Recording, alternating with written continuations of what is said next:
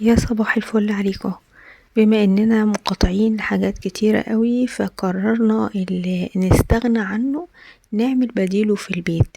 تعالوا بينا النهاردة هنعمل غدوة حلوة جدا مع بعض، وكمان هنعمل الكاتشب بطريقة سهلة وبسيطة جدا جدا وبمكونات كلها في البيت، وزي الشركات اللي كنا بنشتري منها قبل المقاطعة. تعالوا بينا وشوفوا التقل بتاعه وشوفوا طعمه هيطلع عامل ازاي معاكم، وانا متأكدة لو جربتوه بجد مش هتبطلوا تعملوه. طبعا انا عملته مع بطاطس وعملت جنب البطاطس كبدة، وده كان الغدا بتاعنا. تعالوا نبدأ مع بعض وهقول لكم الخطوات بتاعته. بس قبل ما نبدأ الفيديو ما تنسيش لايك وشير وتشتركي في القناة وتفعلي الجرس على الكل. بصوا بقى، اول حاجة كده هنجيب حلة او حاجة صغيرة جدا هنعمل فيها الكاتشب بتاعنا. مكوناته سهلة قوي وبسيطة. هنا انا كنت جايبة الصلصة، اي نوع صلصة طبعا عندك خارج المقاطعة. الحاجات دي كانت عندي على فكرة من قبل المقاطعة، يعني عشان لو فيها حاجة تكون موجودة في الحاجات المقاطعة. انا سمعت ان كنور فيها حاجات في ان هي مقاطعة يعني ف يمنعوها. البيست مش عارفة، مش متأكدة بصراحة. هناخد بقى معلقة كبيرة او معلقتين من الصلصة بتاعتنا. المهم بتاع الصلصة بتاعتنا لازم تكون نوعها حلو، ما تكونش نوع مش جيد، يعني لازم تكون نوعها كويس. هاتي طبعا النوع اللي يعجبك واللي بيريحك. انا اشتغلت باللي عندي علشان اخلصه واتاكد ان هو في المقاطعه ولا لا، علشان ما كررهوش تاني. تمام.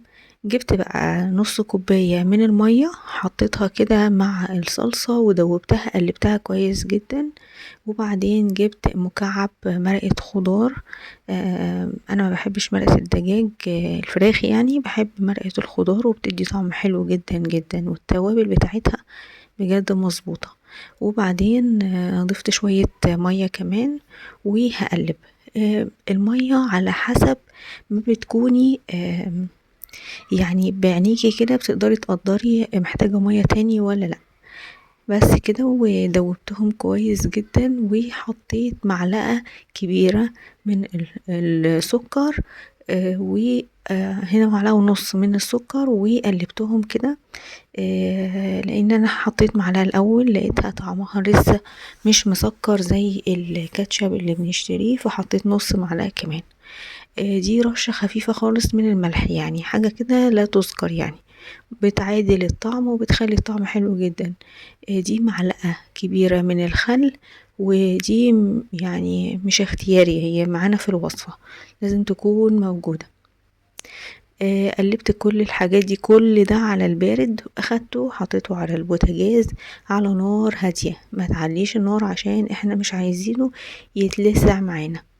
تحسي ان هي هتبدأ تبدأ تبقبق كده وتدخن شوية، يعني تبان ان هي بتبخر المية اللي احنا ضفناها عليها، وهيبدأ يتقل معاكي واحدة واحدة. بس اهم حاجة لازم تفضلي تقلبي وما تسيبيهاش ابدا، علشان خاطر ما تتلسعش منك، وعلشان خاطر هتلاحظي بقى ان هي لونها واحدة واحدة هيتغير معاكي. هياخد لون الكاتشب، مش هيبقى لون الصلصة اللي هو اللون المحمر العادي، لا هياخد لون وقوام هتلاحظيه وانتي بتقلبي. هنا فنجان المية اللي انا كنت حطيته وحطيت جزء منه على الصلصة. كان فيه لسه شوية متبقيين، لو تلاحظوا انا وريتها لكم. جبت معلقة صغيرة من النشا، دوبتها في ربع الفنجان ده.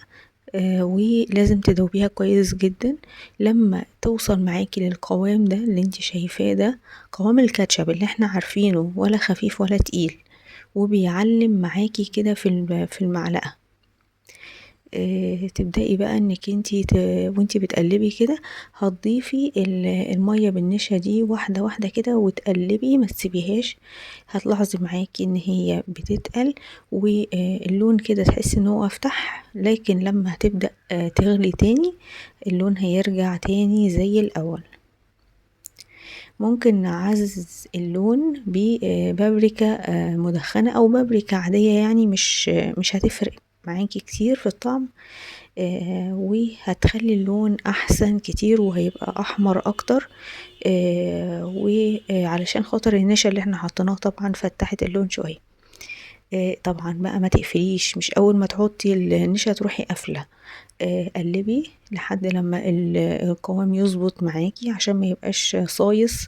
يبقى فيه ميه، احنا مش عايزين فيه ميه علشان يقعد معاكي اطول وقت ممكن. الكاتشب ده هيعمل معاكي ازازه محترمه، ازازه الكاتشب الكبيرة اللي احنا عارفينها وبنروح نشتريها بمبلغ. يعني دلوقتي الحاجات دي غليت جدا، لكن بصراحة موضوع المقاطعة خلى الدماغ تشتغل، ونبدأ ان احنا ما ندورش على منتجات بديلة، لا احنا نعمل الحاجات دي في البيت. وشايفين بقى القوام بتاعه شكله تحفة جدا ومعلم، مش متزحلق زي الاول على المعلقة كده بمنتهى البساطة. ممكن يعني لما يبرد شوية تحطي ايدك كده تعدي صباعك على المعلقة، هتلاقي المعلقة معلم فيها صباعك، يعني مش بيطمس بسهولة. بس كده بتديله وقته على الهادي، سيبته يبرد شوية يهدى بس كده علشان خاطر القوام بتاعه يبان لكم في التصوير. هحطه في طبق كده علشان خاطر تشوفوا. طبعا الكمية كبيرة، محتاجة تتحط في الازازة او في البرطمان اللي هتحفظي فيه الكاتشب بتاعك في التلاجة. طبعا بتكون ازازة معقمة في مية بتغلي، او برطمان معقم برضو في مية بتغلي. شايفين القوام بتاعه تحفة جدا جدا. كمان عملت جنبه بطاطس عشان تشوفوا هو على البطاطس مش بيتزحلق، زيه زي الكاتشب اللي احنا عارفينه وبنشتريه. واللون زي ما انتوا شايفين لونه حلو جدا، مش شكل الصلصة خالص، يعني حاجة كده بعيدة عن الصلصة خالص. وكمان الطعم بتاعه بعيد خالص عن طعم الصلصة واللذعة اللي بتبقى موجودة في الصلصة العادية. كده القوام بتاعه هوريهولكوا على البطاطس. طعمه حلو جدا، اهم حاجة تظبطوا السكر بتاعه عشان يدي معاكوا طعم حلو وما يبقاش فيه لذعة او يبقى ملوش طعم وتحسوا ان هو فشل معاكوا، رغم ان هي حاجة بسيطة قوي هتفرق معاكوا في طعمه. ودي فايدة المقاطعة، ان احنا نقاطع كل الحاجات اللي مش محتاجينها او محتاجينها حتى، ونوجد لها بديل ونشغل دماغنا ان احنا هي حاجة بسيطة، ولكن انا هبدأ اعمل معاكم حاجات تنفعكم وتفيدكم في البيت. لو محتاجين اي وصفة اكتبولي في كومنت تحت الفيديو، قولولي عايزين وصفة ايه وهنعملها ان شاء الله كده مع بعض، وتكون وصفة ناجحة ومضمونة ومعروفة نتيجتها ايه، مش هتبقى تجربة كده وخلاص. ده الكاتشب زي ما انتم شايفين ما بيقعش من على البطاطس، وده اكبر دليل ان هو نجح والقوام بتاعه حلو ولونه حلو وطعمه بجد خطير. بالهنا والشفا بقى الكل اللي هيجرب الوصفة. وتعالوا بينا نشوف هنعمل مع بعض كبدة بطريقة حلوة جدا. طبعا هي الكبدة انا يعني دورت على حاجة تمشي مع البطاطس والكاتشب والحاجات دي. هنا بقى انا كنت جبت بصلاية متوسطة، وحطيتها كده على النار، قطعتها تقطيعة عادية خالص، مربعات صغيرة جدا. حطيت عليها زيت، بس تحطي عليها شوية زيت محترمين عشان الكبدة بتحتاج للزيت كتير. هنا بقى الكبدة علشان تبقى طعمها حلو معاكي وريحتها حلوة معاكي تبليها حلوة. هتتبليها بايه؟ هتتبليها بفلفل اسمر ورشة قرفة خفيفة خالص. وهنا انا حطيت فلفل على البصل يا جماعة. ولو حابة تحطي فصوص توم متقطعة حلقات ممكن تضيفيها. وبعدين التتبيلة بتاعة الكبدة فلفل اسود، وبحط معاها كمون. الكمون مش كتير علشان على النار هيمرر. رشة قرفة خفيفة وشوية ملح. واهم حاجة علشان الناس اللي مش بتحب ريحة الكبدة او بتطلع معاها زفرة، حطي معلقة كبيرة من الطحينة طحينة عادية خالص من البرطمان، حطيها في التتبيلة بتفرق جدا وبتبقى خطيرة.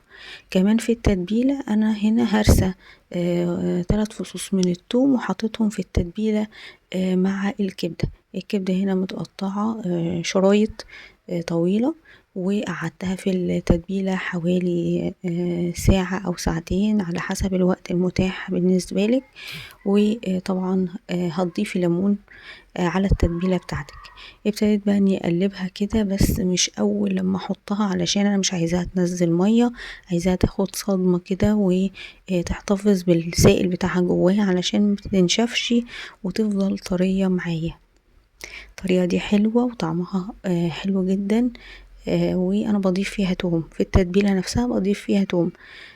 لو مش حابة انك تضيفي في التتبيلة وحابة تضيفي على النار على طول مع البصل والفلفل، هيبقى برضو طعمها حلو وجميل وهيظبط معاكي.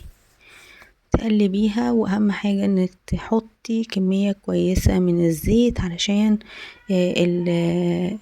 الكبدة تتحمر معاكي، وهي بتحب يكون فيها زيت كده منغنغ يعني. بس بقى وتديها وقتها في السوا. وما تكتريش برضو في الوقت، لان الكبدة من الحاجات اللي مش بتاخد وقت كتير في السوا، لان هي مش لحمة. يعني اللحمة هي اللي بتاخد وقت كتير في السوا، انما الكبدة لا، مش بتاخد يعني. تقلبيها كويس وتظبطي الملح بتاعها. بعد لما تستوي معاكي تظبطي الملح زي ما انتي شايفة كده. وكده بنكون خلصنا الكبدة، وطريقتها سهلة وخفيفة وبسيطة، والوجبة كلها كده على بعضها بتكون وجبة متكاملة. تقدري تعملي معاها سلطة، او تحطي سندوتشات وتحطي معاها خس.